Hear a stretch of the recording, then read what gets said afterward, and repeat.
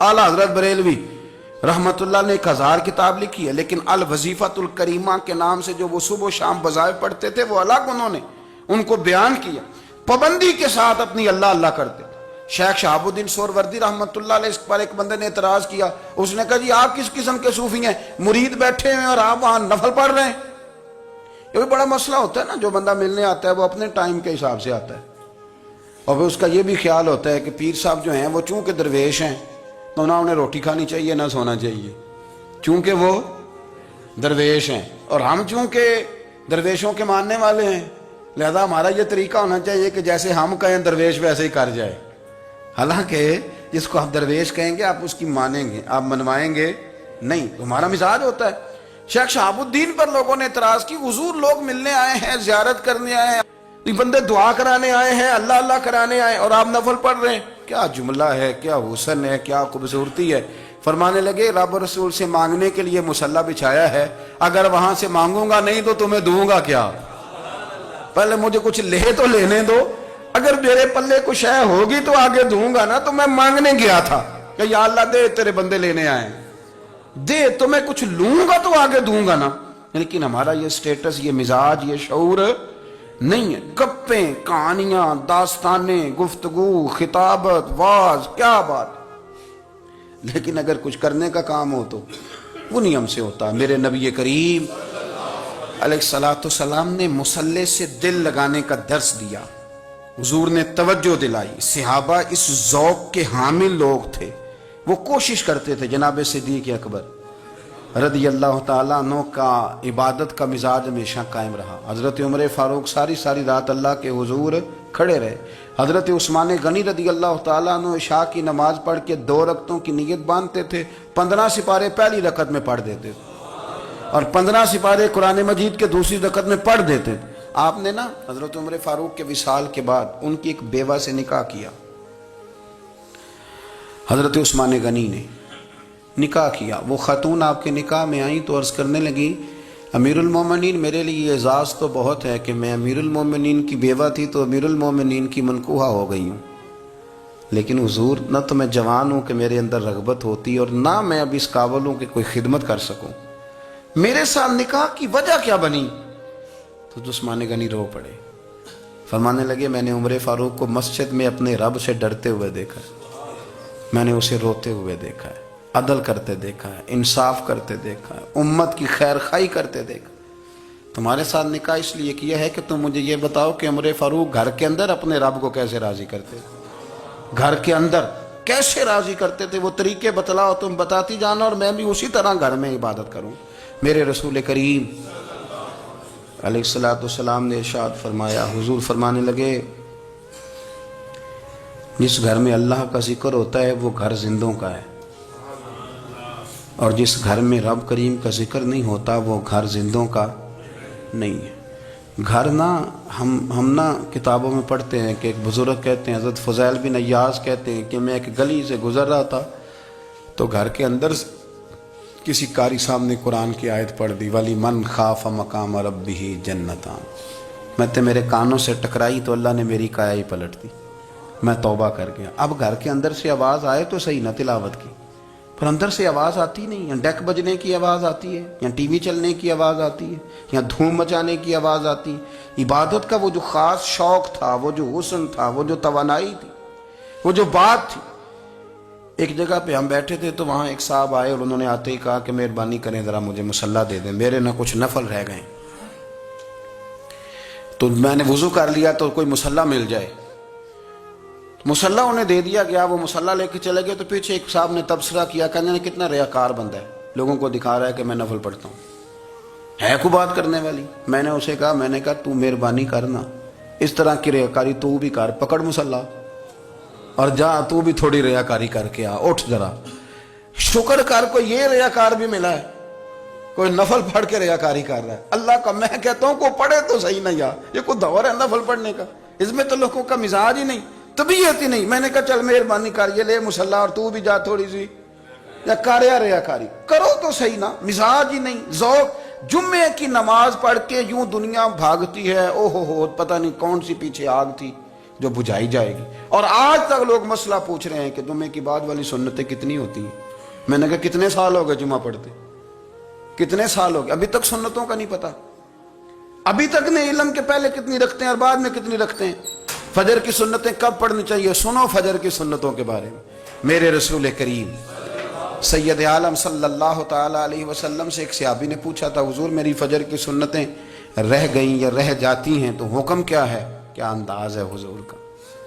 بخاری مسلم کے لفظ سنو، حضور سید عالم صلی اللہ علیہ وسلم فرمانے لگے، اس نے کیا پوچھا تھا؟ حضور جواب کیا دیتے؟ فرمایا فجر کی سنتیں کبھی نہ چھوڑنا، فجر کی پہلی 2 سنتیں کبھی نہ چھوڑنا۔ یا رسول اللہ صلی اللہ تعالی علیہ وسلم میری رہ گئی ہیں، رہ جاتی ہیں۔ فرمایا فجر کی 2 سنتیں نہ چھوڑنا۔ فرمایا فجر کی پہلی 2 سنتیں مجھے دنیا اور دنیا کے اندر جو کچھ ہے وہ سب سے زیادہ پیاری ہے۔ فجر کی 2 سنتیں دنیا اور دنیا میں جو کچھ ہے مجھے وہ سب سے زیادہ پیاری ہیں، اس لیے فجر کی سنتیں نہ چھوڑنا۔ اپنا ذوق، اپنی طبیعت، ہم نے نا ذوق غلط بنا لیا ہے۔ اگر 20 بندے کہہ بھی دیں گے تو نے بڑی شاندار تلاوت کیا تو کیا اس سے بنے گا؟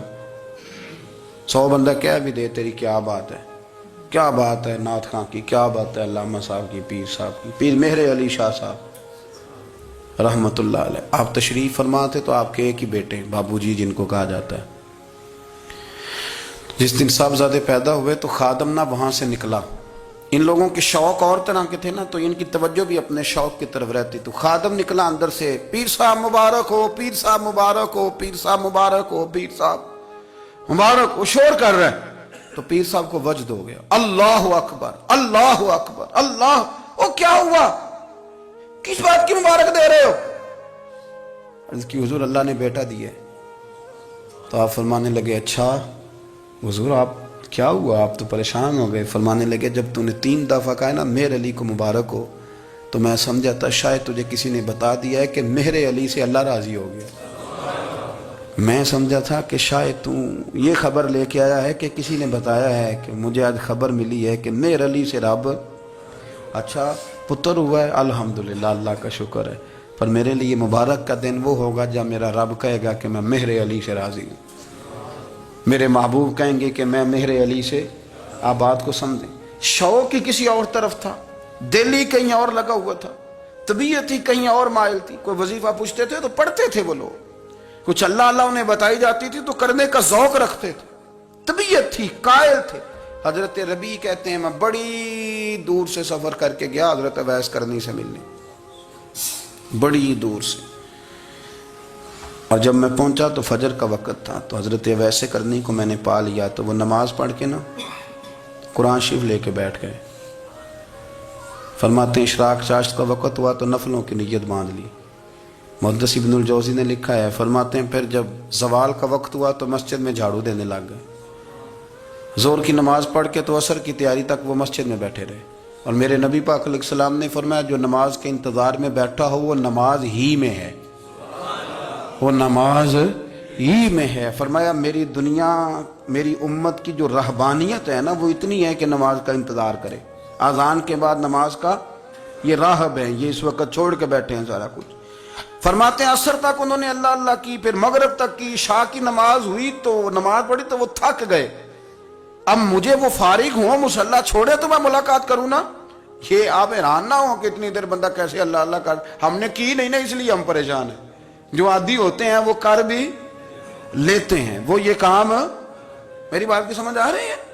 جب جاتے ہو کسی دفتر میں تو 8 گھنٹے کھڑے رہ لیتے ہو نا، مجبوری ہوتی ہے تو کھڑے رہا جا سکتا ہے۔ پاسپورٹ کے دفتر بولیے، امیگریشن کی لائنوں میں، اور میں نے تو امبیسیوں میں بندے 12 گھنٹے پہلے جا کے کھڑے دیکھے، رہ لیتے ہیں کھڑے۔ تو اگر ان کاموں کے لیے رہا جاتا ہے تو اللہ رسول کے لیے بھی کھڑے رہا جا سکتا ہے۔ تو فرمانے لگے کہ جب عشاء کی نماز کے بعد آخر انسان تھے، تھک گئے، نیند کا غلبہ ہوا تو تھوڑی ایسے آنکھ بند ہوئی تو کھلی تو رونے لگے۔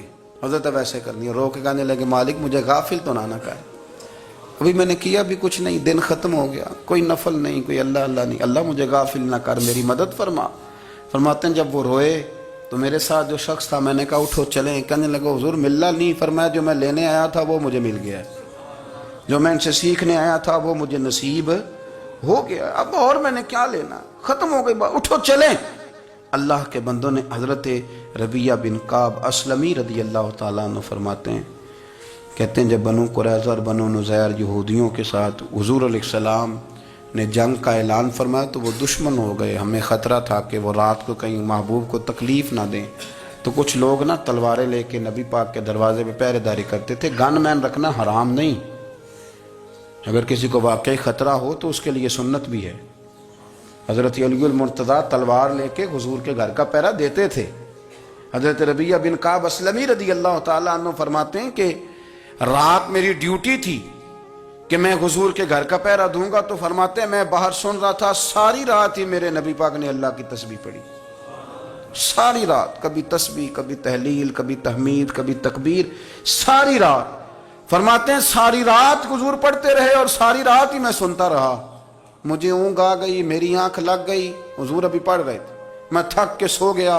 اور فرماتے ہیں جب میری آنکھ دوبارہ سے کھلی تو میرے کانوں میں پھر کوئی چیز گونجی، تو میں نے کان لگایا تو میرے حبیب ابھی بھی اللہ کو یاد کر رہے۔ ساری رات حضور رب کی عبادت کرتے، اسی لیے تو کہا یا ایھا المزمل قم اللیل الا قلیلا، حبیب ساری رات تو نہ جاگا کا، تھوڑا آرام بھی کر لیے گا۔ میرے بھائی اپنا مصلی، اپنی عبادات، اپنے وظائف، اللہ اللہ جو آپ نے کسی سے سیکھی ہے اس کو کبھی کمزور نہ ہونے دیں۔ شجرہ شریف جو کسی بزرگ سے آپ لے لیتے ہیں تو کیا رسم ہے کوئی؟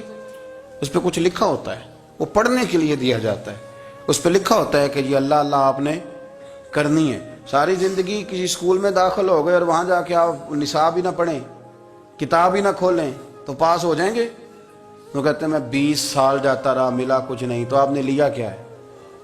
ایک اتنی سی کتاب تھی، اس کو تو کھول کے آپ دیکھ نہیں سکے، اس کے وظائف تک تو رسائی نہ ہوئی، اس لیے کہ اللہ اللہ کرنا مشکل ہے اور تصویر کھنچانا یہ آسان کام ہے۔ تو جو آسان ہے اس طرف ہماری توجہ لگی رہتی ہے اور جو مشکل ہے اس طرف ہم ذوق پیدا نہیں کرتے۔ یا ایھا الناس اعبدوا ربکم الذی خلقکم والذین من قبلکم لعلکم تتقون، اے لوگوں اس رب کی عبادت کرو جس نے تمہیں پیدا کیا اور تم سے پہلوں کو پیدا کیا، اس لیے عبادت کرو کہ تم پرہیزگار ہو جاؤ گے۔ مالک سمجھنے کی توفیق عطا فرمائے۔